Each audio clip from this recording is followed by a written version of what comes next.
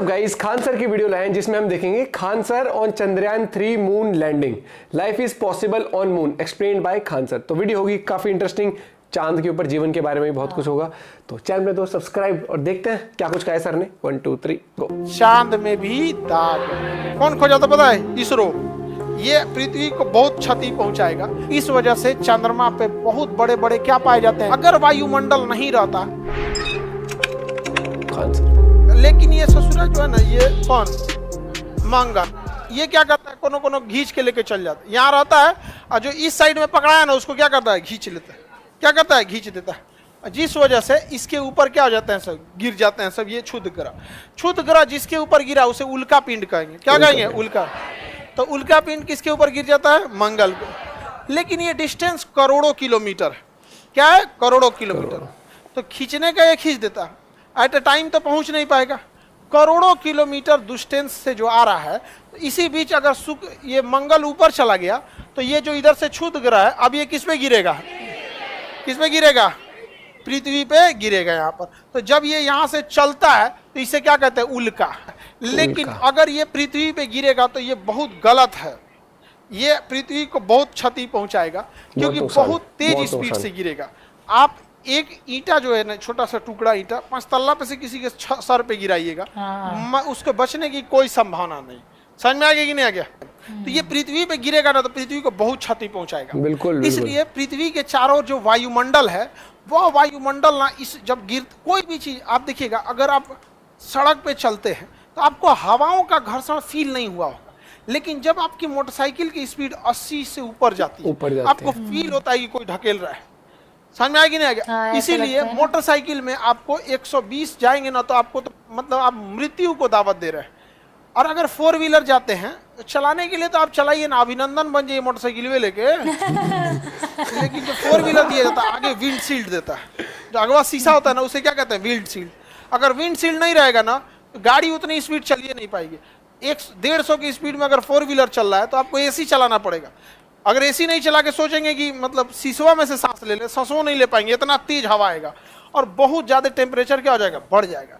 अब वो इतनी तेजी से आता है कि उसका टेम्परेचर बहुत बढ़ जाता है, लगभग ये 3000 डिग्री सेल्सियस हो जाता है। इतना तेजी से वो प्रवेश करता है। 12 किलोमीटर प्रति सेकंड मिनिमम उसकी स्पीड होती है। 1 सेकंड में प्रति सेकंड 12 किलोमीटर।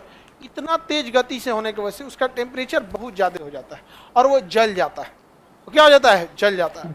और जल के ऊपर ही खत्म हो जाता है और उसको जलने में बहुत कम समय लगता है। इतना टेम्परेचर 3000 डिग्री सेल्सियस में कोई चीज फटाक से जल जाएगा। तो आप रात में कभी देखे होंगे ना, कोई तारा ऐसे टूट गया, कोई तारा नहीं टूटता। उसे सुरा उल्का पिंड गिर रहा था, ठीक हुआ कि ऊपर जल के खत्म हो गया ना, खोपड़िया फोड़ देता है किसी का।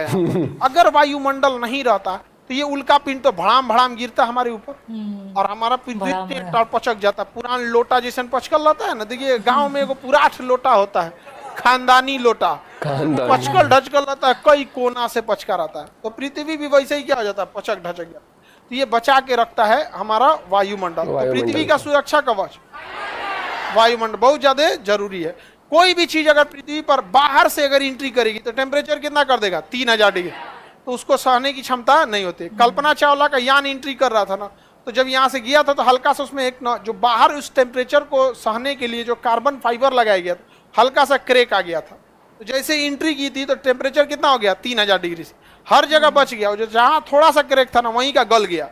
अब वहां का गला धीरे धीरे करके सब क्या हो गया? ब्लास्ट कर गया। उसका पिंड समझ में आ गया कि नहीं? उसी को क्या कहेंगे? टूटता हुआ तारा। कोई भी चीज जो है अगर बहुत बड़ी साइज की है तो कंप्लीट जलने के पहले ही, मान के चलिए कोई चीज यहाँ गिर रहा है, बड़ा सा है, तो बाहरी भाग जल्दी जलेगा, जलते जलते अंदर का भाग थोड़ा सा बच जाएगा। अब बहुत स्पीड होने की वजह से उसका 99% हिस्सा जल जाता है। कभी कभी 1-8% टुकड़ा टुकड़ी गिर जाता है। बिहार का सुपौल जिला, वहां एक छोटा छोटा टुकड़ा गिरा था, तो बहुत खुश होकर लोग दिखा रहे थे उल्का पिंड गिरा। वो एकदम टुकड़ा था, समझिए उसका 99% हिस्सा जल चुका था। अगर नहीं जला रहता ना तो पता चलता जिनके घर पे गिरल था ना, अगले दिन उनको जलाने की नौबतें नहीं आती।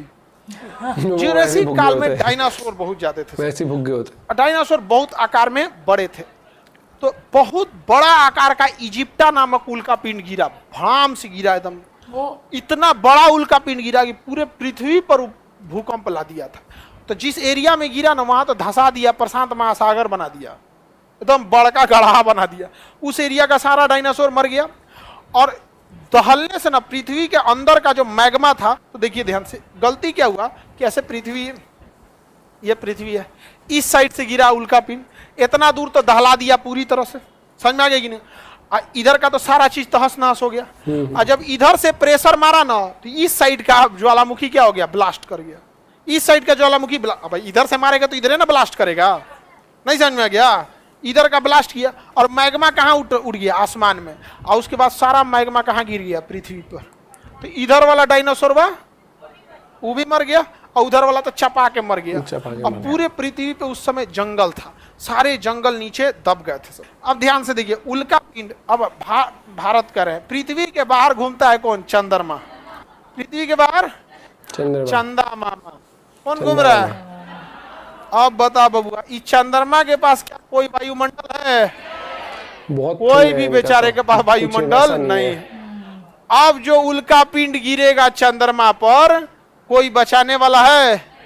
तो चंद्रमा पर उल्का पिंड गिरता है तो उसे बचाने वाला भी कोई नहीं आता है। इस वजह से चंद्रमा पे बहुत बड़े बड़े क्या पाए जाते हैं, गड्ढे। उन्हीं गड्ढों में प्रकाश अंदर तक नहीं पहुंच पाता है, तो जिसे कहते हैं चांद में भी दाग है। चांद में भी रोशनी किसी को दिक्कत हो बताइए? चंद्रमा पर उल्का पिंड ज्यादा गिरा होगा कि नहीं होगा?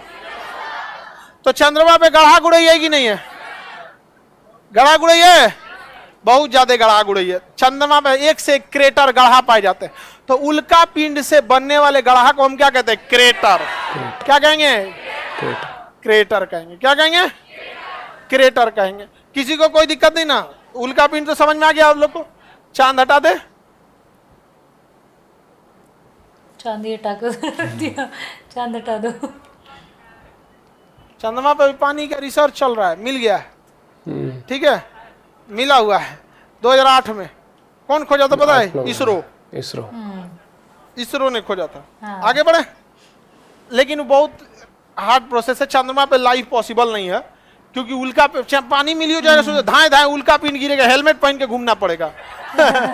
मार के कप कहने से कपार फोड़ देगा आप, किसी को पता ही नहीं है। और कहीं ऐसे हेलमेट पहना तो कोई थोड़ी 90 डिग्री पे गिरेगा, ऐसे तिरछा आके फाड़ देगा, यहाँ पे उधिया देगा, एक पट्टी उखाड़ देगा, यहाँ पे दाहिना फेफड़ा किडनी चल गया। कोई पूछेगा कहाँ से उखड़ गया? इधर से। कहा है भाई, बाजार में गए थे, उल्का पिंड गिर गया, आप क्या करें? पॉसिबल है जीवन वहां पे? बुलेट प्रूफ पहन के घूमना जहां तहां से मर जाएगा आदमी। खान साहब का ये अंदाजा मस्त की भैया मार्केट गए थे, उल्का पिंड गिर गया वो। और वही चीज़ें जो क्रेटर्स है वहाँ पर ना रोशनी पहुँच नहीं पाती, क्योंकि बहुत गहरे गड्ढे हैं, और उस वजह से फिर वो अंधेरा रहता है। तो उस वजह से हमें लगता है कि वो बहुत ही डार्क एरिया है, या फिर वो दाग है, उस तरीके से। वो एक्सप्लेन जो सर ने किया बहुत बढ़िया। और बाकी आपको पता ही है कि इसरो अभी बहुत उस तरीके से खोजबीन में है, अभी प्रज्ञान रोवर भी चांद के ऊपर।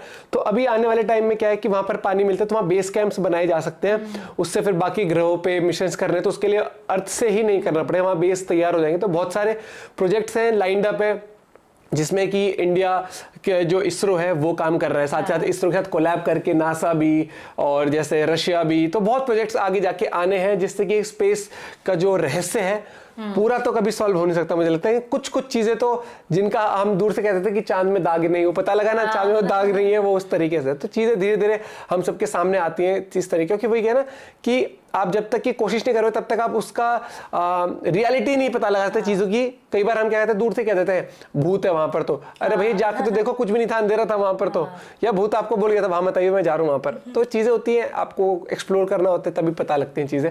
बाकी आपका क्या पॉइंट ऑफ व्यू जरूर बताइएगा। मिलते हैं आपसे वीडियो के साथ, बाय बाय, टेक केयर।